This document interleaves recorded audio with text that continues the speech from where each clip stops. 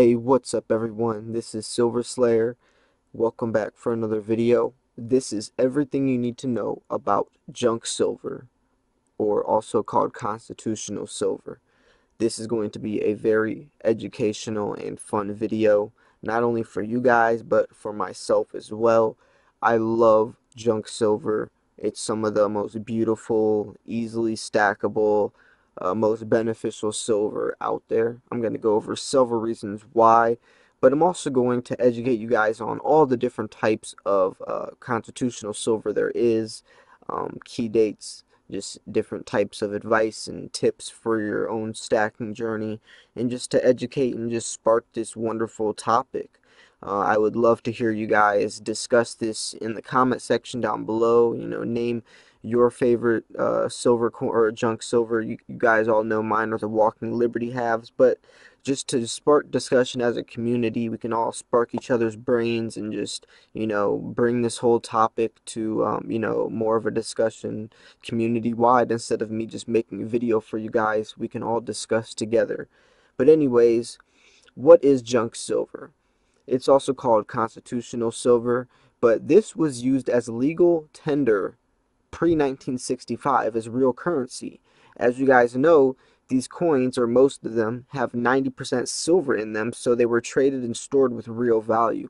Nowadays, our nickels and quarters and stuff, there's no real silver in it. That was all pre-1965 with the gold standard, and they were traded with real value, intrinsic value. So if I would trade my, if I would, go to the store and spend a quarter that had 90% silver in it, so whatever I was trading that quarter for also had the equivalent or near the amount of whatever 90% of silver is worth, or 0.715, which is the actual troy value amount of silver in that quarter is worth. So when we're doing that, we're actually trading value for value, something that has value for something else that has value. But nowadays, we're not doing that anymore. This just a promise, basically. It's just a hope that the government says this coin is worth that amount, which you guys can see can be very dangerous. So back in the day, it was done a lot more conveniently. Obviously, we couldn't have kept up with that, always, putting real value, unless well, I mean, we could have, but it would have to be a different type of system in place than it is nowadays. But anyways, that's just a little backstory on what constitutional silver is. It's pre-1965, quarters, dimes, and nickels, and dollars and half dollars. But anyways, so to continue on, these coins were traded with real value. You can still come across these coins digging through your old change in your dresser. Even your cashier might, hand you some of these coins if you know what to look for. So if you're going through some old quarters, or some junk change maybe your great grandpa gave you, and you can look at the dates, and there's easier ways to tell as well with tarnishing, and just the way that it's a little softer. Silver is a precious metal, so it's a little softer, so the coins do look almost like rubbed down a little more, and they have like dark toning. As you guys can see in this picture, it's a little easier to spot them out. It's still pretty hard though, because some of them are in pretty good condition, but there is some warning sign, or not warning signs, but some things you can look for to make it a little easier if you are trying to find your junk silver or your constitutional silver, sorting through a big bag of coins. But anyways, let's go into the types of junk silver. So as we already discussed, these are pre-1965 government-backed coins, which are barber dimes. By the way, I'm gonna pause after each one, because I want you guys to be able to really get a look at the different types. So there's barber dimes, there's mercury dimes, which are some of my favorites. You guys know I love my mercury dimes. There's Roosevelt dimes. There's the Jefferson Warhead nickel, which is only 35% silver. There's the Washington quarter, which looks just like your standard quarter today. There's the Standing Liberty, which is one of my favorites. It looks very unique. They're very hard to come across though, and usually when you do come across these, they're very worn down. There's the barber quarter, which I also love these. I have a whole bunch of these as well. There's the Kennedy half dollar, which is only 40%, and that's from 1965 to 1970. But also the 1964 Kennedy half dollar is 90%. There's the Franklin half dollar, the Walking Liberty, which is my favorite.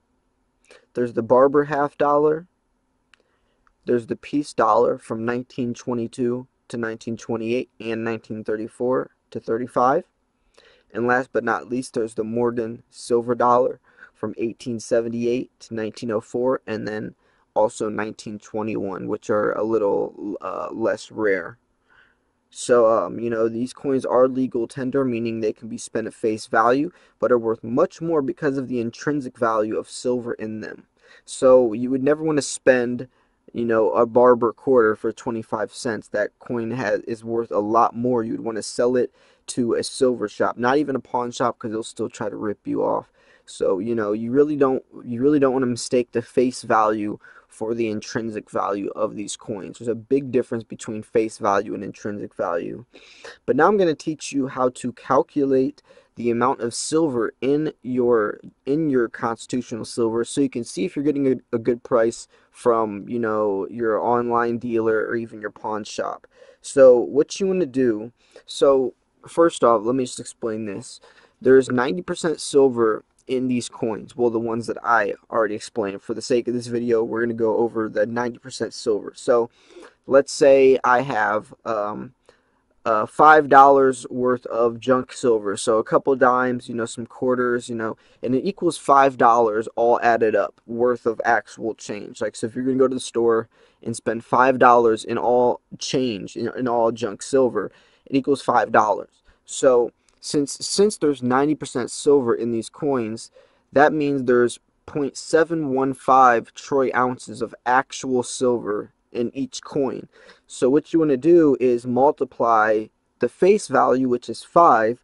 So if you have $5, you would do 5 multiplied times 0.715, which equals 3.57, meaning there's 3.57 total troy ounces of silver in your $5 worth of junk. So if you have $5 worth of junk silver, that means you have 3.57 total ounces of silver, meaning we subtracted out all of the, the 10% that there isn't, actual real silver in there.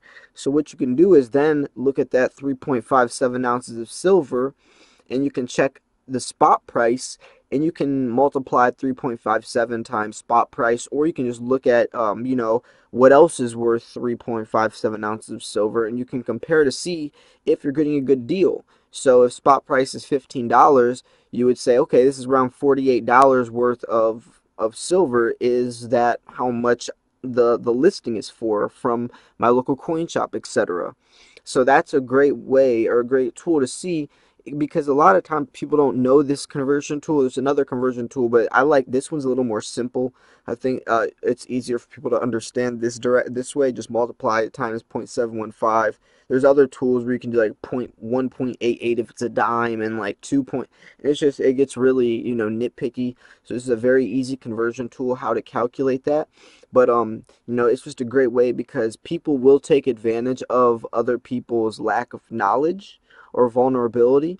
And so there are a lot of eBay listings of people really spiking the prices up, just because people simply don't know what the conversion tool is, and they will take advantage of that and sell these listings for way, way, way more expensive. So make sure, if you are ever going to buy junk silver, to go to your local coin shop. Usually it's a lot safer there as well, because just because these are government-backed coins doesn't mean they aren't faked very very consistently.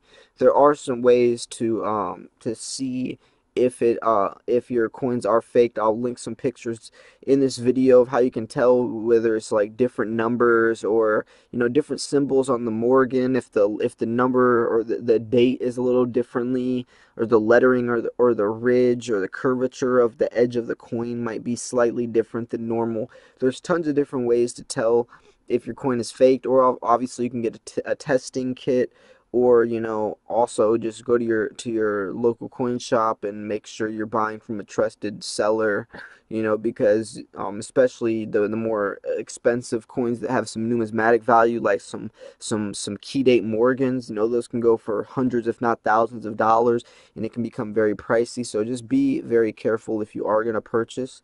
But there are some other reasons why junk silver is so amazing, and this is the numismatic potential that it has beyond most other silver, and that's because they don't make this silver anymore. They stopped making constitutional silver years ago, so these coins in time will become more rare, bringing a higher collector value, a piece of history and rarity, potentially driving the price up as we see it, just like nowadays with Morgans. Morgans are having more and more of a numismatic value to the day, and I think the same thing's going to happen with Mercury dimes, with Barber half dollars, all of these, because the more that are getting melted down or just stuck in collectors' hands, there's less and less circulating, so it's going to be harder to come across these coins. Another thing is it's a great way to store fractional silver. Buying fractional silver from dealers can be pricey because they still have to pay for the stamp to stamp these coins, adding cost and premiums on top of the coins, even as little as a 10th ounce of silver. Return adding high premiums, junk silver can be a great alternative to this problem, since dimes are nearly the weight of a 10th ounce anyways, and the rounds have many other benefits I also previously mentioned. So not even the rarity or the intrinsic value, but or any of the above. It's also a great way to store fractionals, especially if you're bartering.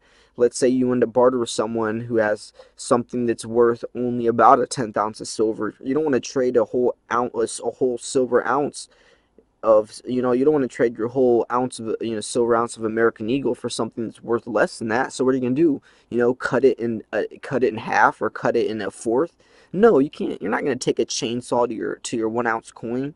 So what fractional silver is a great way to barter for things that are worth less than a full ounce, because not everything's going to be worth a full ounce of silver, especially if silver's intrinsic value or bartering value appreciates.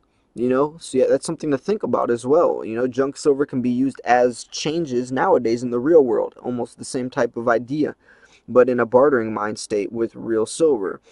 So, that's just another thing to think about. Also, if you do go to your local coin shop, there are some other benefits. Not only do you get to pick his brain, you usually get better deals. You get to make sure your silver is real, but also, you don't have to pay the shipping and handling fees, and you also don't have to wait 2 or more weeks to get your silver, in your hand. You can get it instantly.